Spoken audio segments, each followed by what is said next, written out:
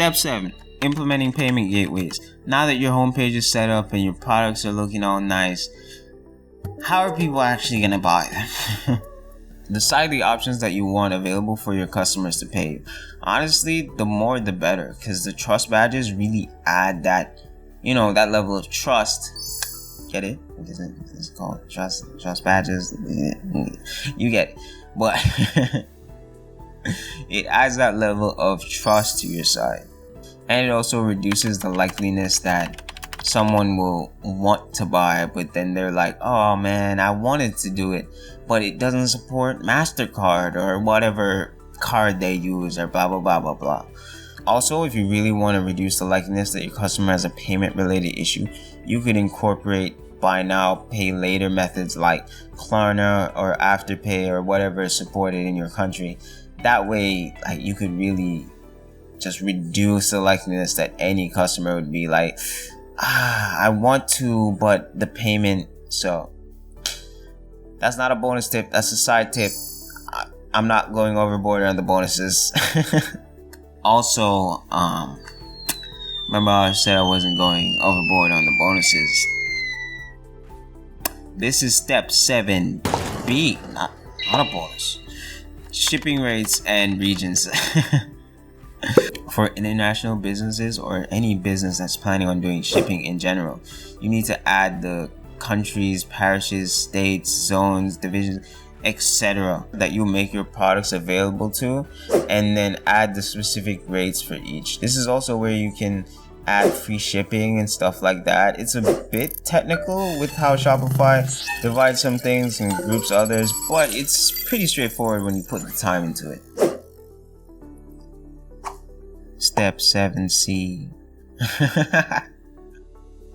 Adding currencies and languages. After you've added all the countries, regions, whatever, Shopify actually has it built in where it will add different languages and different currencies that cater to those regions. You could use a third-party app for this, but those apps, no matter how small and no matter how much they try not to slow down your store, all of them do to a certain degree. So having something that's built into Shopify innately really just helps to minimize that, and you can really keep your store loading fast while still offering such a great feature. So that's great. Step 7D. Oh, brother. Create a checkout page. That's it. Just checkout page. I didn't say that in the design earlier. Create a checkout page. It's not that much. You can do it really fast. It's just make it cool. Make it consistent. Don't be homeless. Oh, man. Finally I have all the payment though. Whew. That took so long. I mean, I guess there's nothing that could have been done. I did it as fast as possible. Step 8. Email sign up. The easiest people to persuade are the people who have already bought. Having an email sign up creates a list of contacts for you to market new products, restock products, special discounts, and so on. It increases the lifetime value of each customer and can really skyrocket profits because you're not putting more money into marketing. This is usually included in the footer at the bottom of the pages, but they're also omnipresent as pop-ups on every site, which leads into the next step. Step 9. Discounts, promotions, and special offers. Who doesn't love a good deal? The driving force behind any purchase is never really the price itself.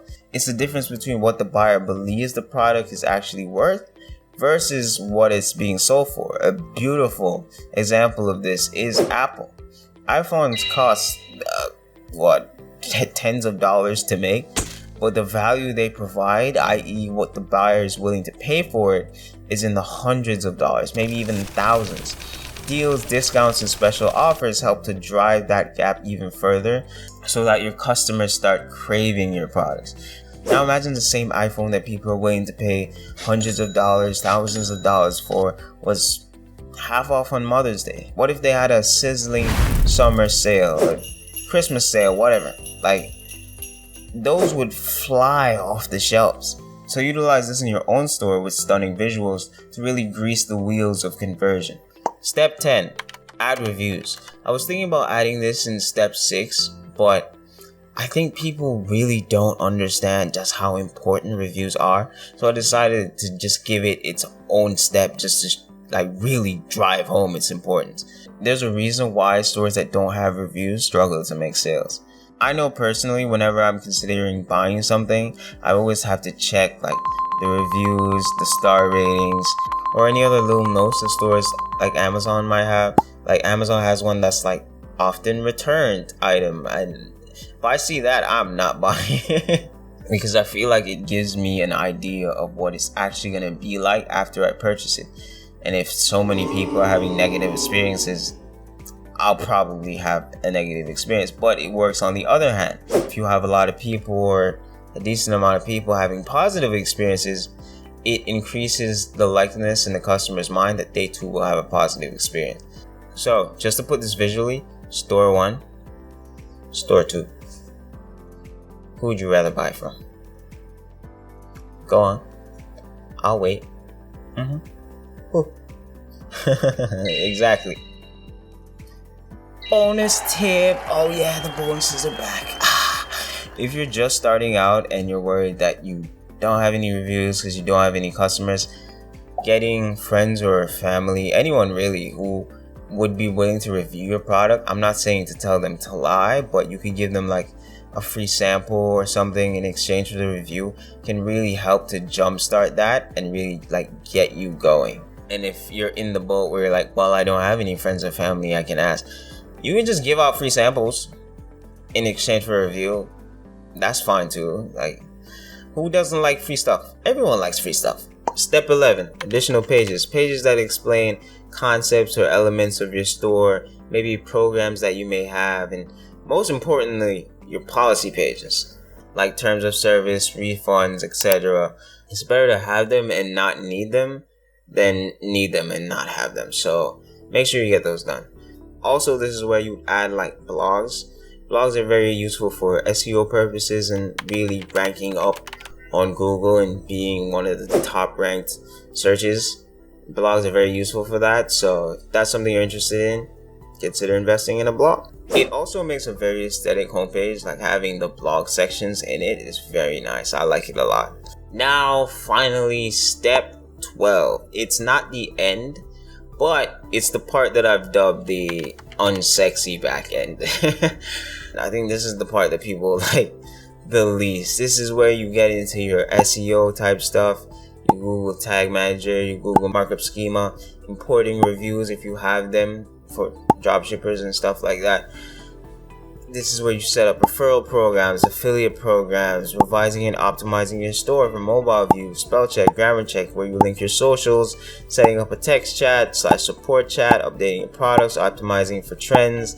Like that, this is where you do all of that. Basically all the quality of life improvements that make your store like truly smooth and feel really professional. That's right here.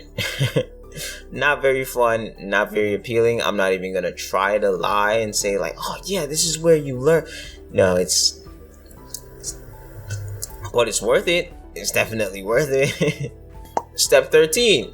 I feel like I kind of went overboard in like the first couple of steps because those were all like super long, super like filled. But I didn't even put all the bonuses I wanted to put, and it was still so many bonuses that I had to just stop adding them. But step 13 is where you connect your domain, or if you don't already have one, Shopify actually makes it very easily to just buy a domain through them. I personally like domains with the .store title. I don't know, I feel like toothbrush.com is like, I don't know, maybe it's a museum of toothbrushes, like the most famous toothbrushes through history, something like it could be anything. But toothbrush.store, if I'm looking for the tooth cleaner plus flosser 9000, that's where I'm going, because it has .store. Like obviously it's selling stuff, so if I wanted to buy a toothbrush, that's where I'd go. So that's why I like the .store domain. I feel like it really just communicates what you're doing better, and I'm always one for clarity. Step 14, test your store. Like really run through all the pages, the products, try to check out, like actually try to buy a product. Like, this is where you want to do that. And it's even better if you can get someone else to do it, because that way you can really like see what's going on, and you can really know like if your store can hold up during launch, which is very, very important. It doesn't matter how good your store is if people can't actually buy things because they can't check out because something's broken. But you won't really know that until someone tries to buy something and then they can't. So this is why testing is important. So ensure everything is running smooth. Step 15. Finally, market your store. There, you've done it. You finally done it. You've created the best store known to man. Wait, what? What's that? No sales? None at all? Well, that's because no one knows about it. No one knows it exists. It doesn't matter if you have the best product around if absolutely no one knows about it. No one can buy. So get out there and let the world know. And then when they're ready to buy, your store acts as a smooth platform where everyone's happy. They get what they want, you get paid, everyone leaves happy. Now, final thoughts. It's not quick, it's not sexy, it's not exactly easy, but these 15 steps are guaranteed to make you a great Shopify store.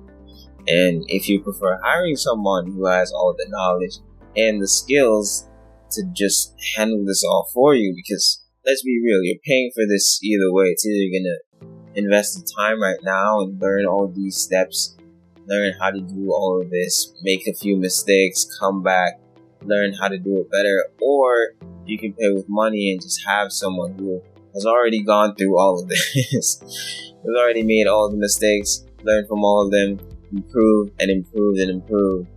My contact information will be down below, or maybe to the side, like my Upwork profile and things like that, so you can shoot me a quick DM or send me an invite so we can discuss further. Anyways, thanks for watching.